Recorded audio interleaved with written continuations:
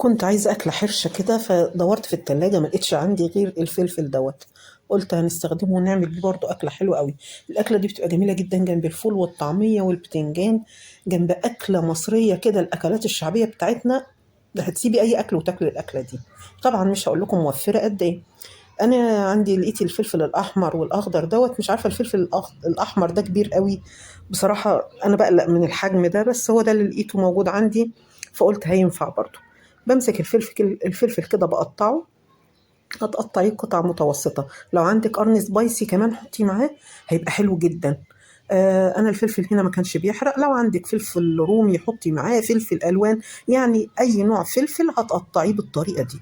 هقطع الكمية اللي أنا عايزاها، وطبعا الكمية دي ممكن تحطيها في التلاجة تبقى تسحبي منها احتياجك، يعني ممكن تعملي بتاع الأسبوع في التلاجة وتسحبي منها بمعلقة نظيفة كده اللي انتي محتاجاه. قطعت الفلفل بتاعي كله.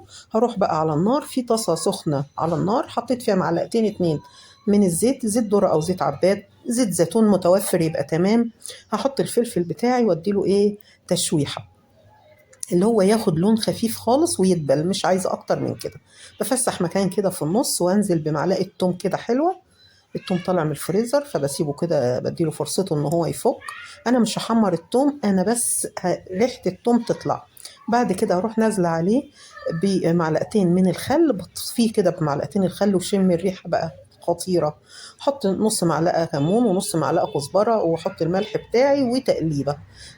حباية طماطم مبشورة واديهم كده تقلبتين وهدي النار واسيبهم كده يتشربوا من بعض حوالي 3 4 دقايق بالكتير قوي، واسيبها لما تبرد.